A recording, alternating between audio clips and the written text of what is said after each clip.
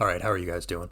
Hope that you have had a good 4th of July weekend. Gonna do a video today. We're gonna do the top 10 anticipated movies for the rest of 2024 because we're into July now, so we've got about half of the year left. A lot of the big movies have already come out, and then there's a few big ones that are yet to release, and then there's also we've kind of now had a chance to see what's been at some of these big festivals and some of the smaller movies that are going to come out later in the year. So figured it's a good time to do a top 10 anticipated for the second half of the year.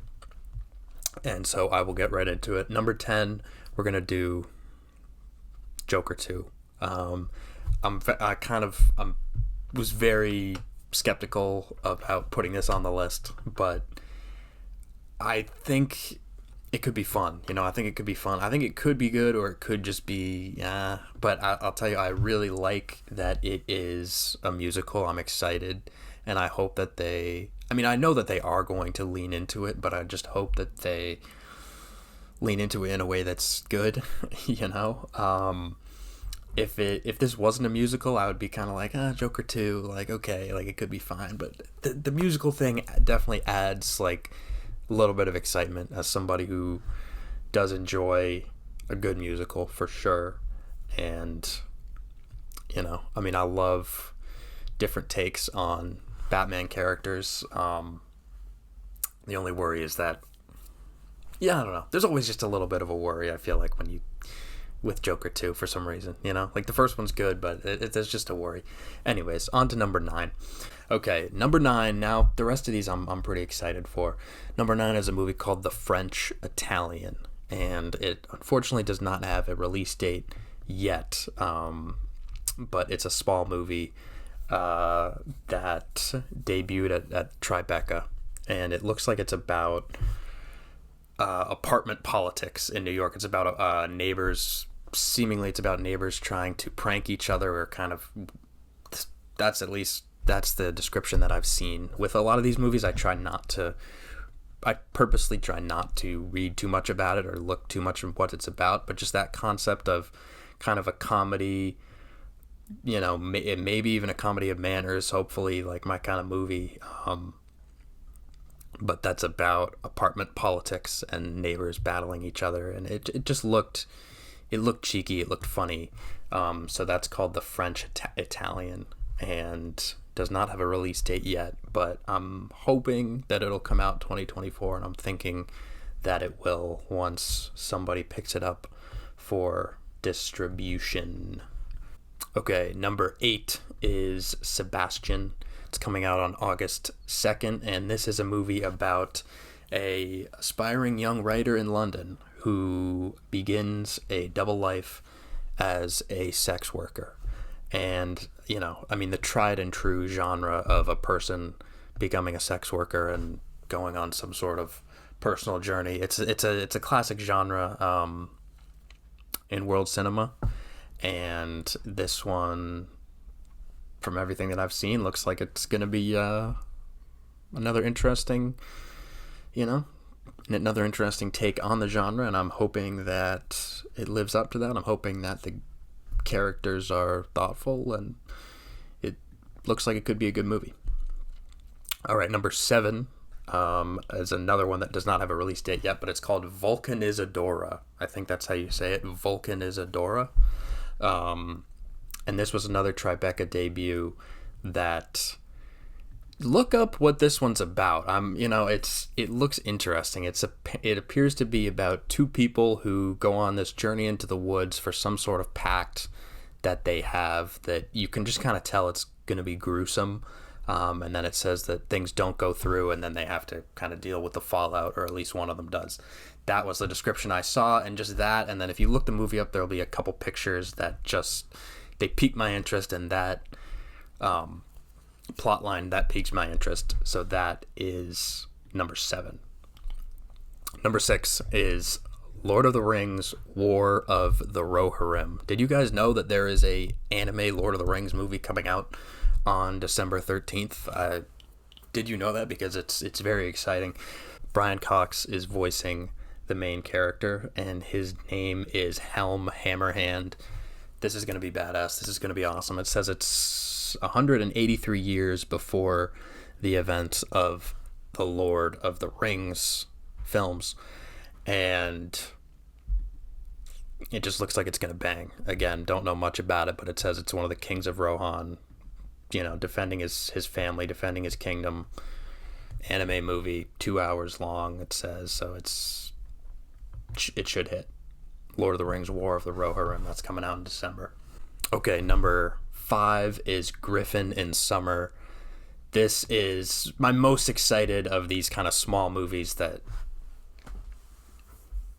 sort of came out in the festivals. And it's Griffin in Summer. It's about a 14-year-old bad playwright who apparently is kind of lording over these people that are willing to act in his plays, and it just seems like he is dealing with a lot of the frustrations of any person or of a young person who is interested in art, and in making art, and so it should be pretty exciting. And then the movie is about how he falls in love with the mechanic who is working at their house, and this mechanic guy is played by Owen Teague, who was already in the best movie of the year, Planet of the Apes. So hopefully he can be in another one of the best of the year. And yeah, just all signs are pointing to this being at least a good kind of movie, and the type of movie that could be great if they handle it right. So Griffin in Summer, that's the last one that doesn't have a release date yet, but that one's definitely going to come out, and I'm really looking forward to when it does. All right, number 4 is Alien Romulus. Fede Alvarez is doing his first Alien movie, but just the fact that it is the next Alien movie to come out, it's going to be this high on the list. I like Prometheus, and Alien Covenant, I think, is one of the most underrated movies of the last few years, it's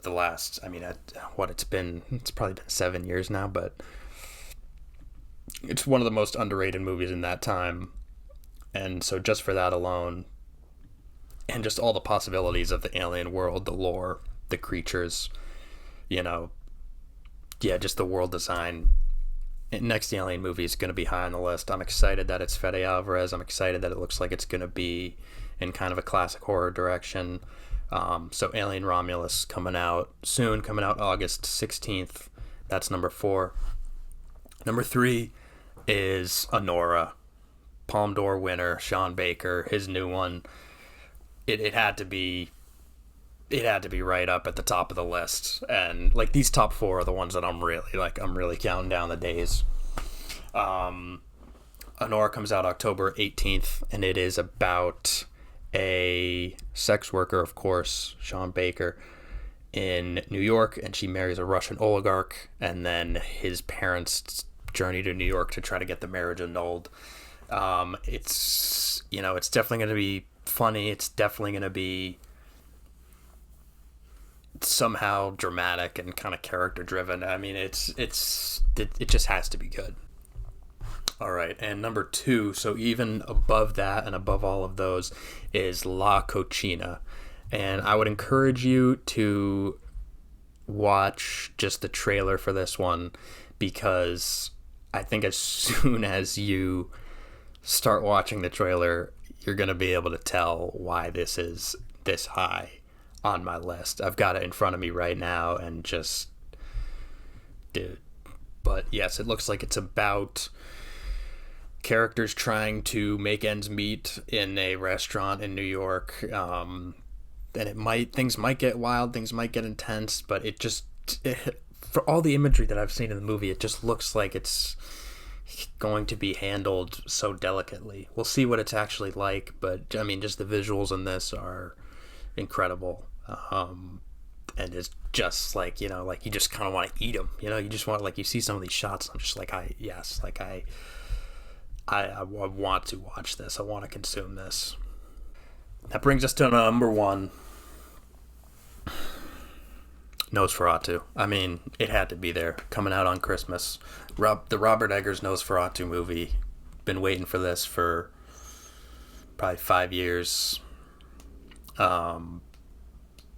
It's like, what else do you have to say? The Robert Eggers Nosferatu movie. If you want to add insult to injury, I would just say that Bill Skarsgård is Nosferatu. Nicholas Hoult is in the movie. Willem Dafoe is in it, of course. Ralph Ineson's in it. I hope that it's the best movie of the year. No matter what, it's gonna be atmospheric. It's going to be somehow subversive, and we don't know how, but we know that it's gonna offer something. And yeah, it has to be. So, Nosferatu, that's number one, coming out on Christmas, most anticipated of the year. All right, so that was the top 10. Thanks for watching, guys.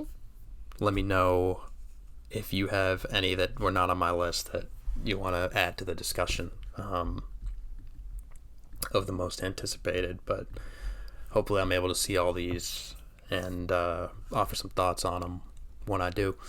All right, thanks for watching and enjoy the day. All right, take care.